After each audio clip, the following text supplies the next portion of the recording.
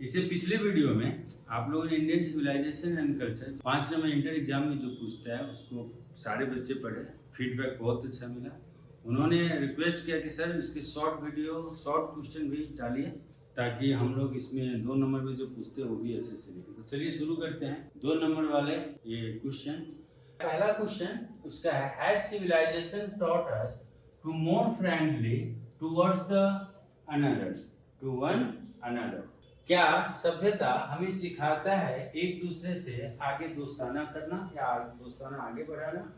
तो इसका जवाब हम लिखेंगे सबसे पहले, क्योंकि हैज होता है तो इसको यस नो क्वेश्चन बोलते हैं। इसका जवाब पहले लिखेंगे yes, civilization has taught us to be more friendly towards one another. हाँ, सभ्यता हमें एक दूसरे से दोस्ती करना सिखाता है। Birds do not treat their elders.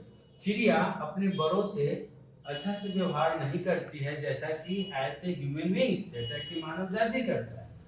Do to their elders providing as a old age pension. क्योंकि यह हमारे बड़े ने इसको बशर्ते कि एक पुराने रूप में बताने का काम किया है कि यह चलते आ रहा है सदियों से, ऐसा हम इसको बोल सकते हैं कि हमारे पूर्वज ऐसा सदियों से करते आ रहा है, व्यवहार के रूप में यूज करेंगे सिविलाइजेशन। दूसरा क्वेश्चन कहता है, Why is he thankful to the modern society? हम आधुनिक सभ्यता को किस प्रकार से धन्यवाद देंगे? तो उसके पीछे कारण है। क्यों देंगे धन्यवाद? क्योंकि उनका मानना था कि he is no hater of West। वह पश्चिमी से नफरत करने वाले नहीं हैं। He is thankful to the West for many things that he has learned from Western literature। वे भी बोल सकते हैं, वे आदर के रूप में भी का प्रयोग करते हैं। वे उनको वेस्टर्न को धन्यवाद देता है क्योंकि वो उनके वस्तु से यानी कि उनके साहित्य से, वेस्टर्न साहित्य से बहुत कुछ सीखने का काम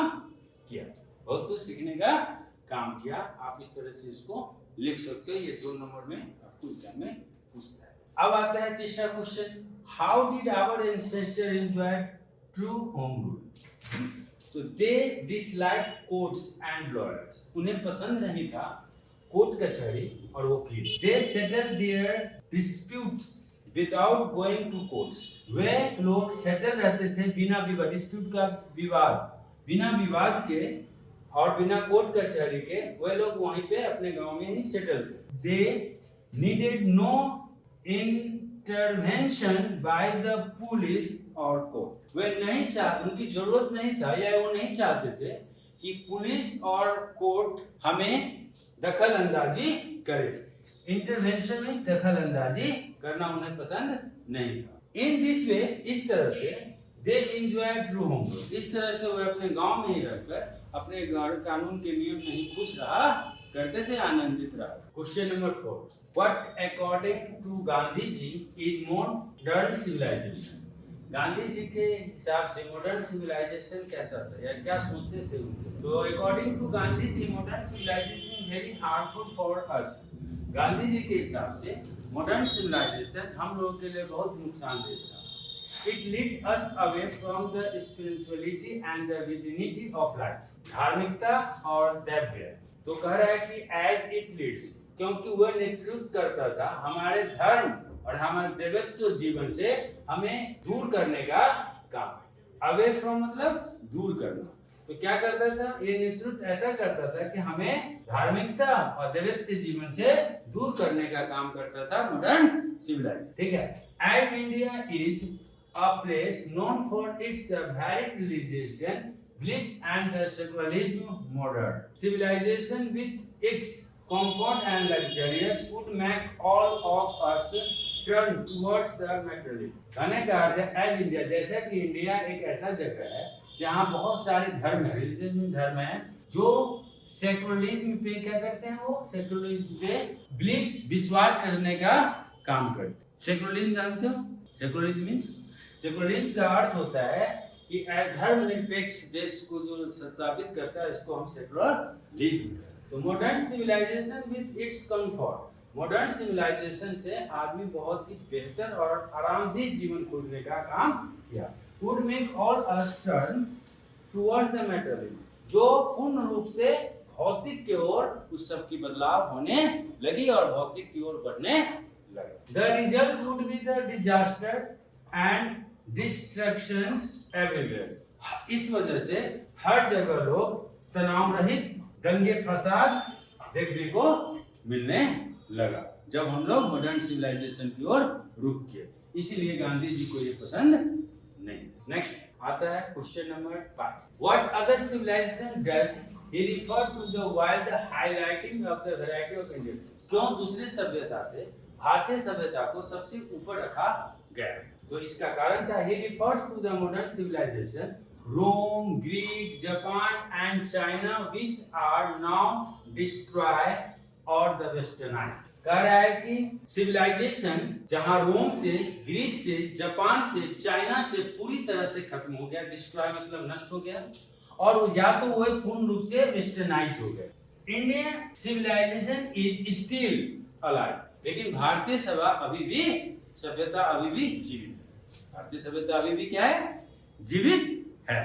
ठीक है। अब आ रहा है what does Indian 6 number question में अगर जाते हैं तो what does Gandhi ji prefer to matter. गांधी जी किस तरह भौतिक और अपना रुख कैसे किए?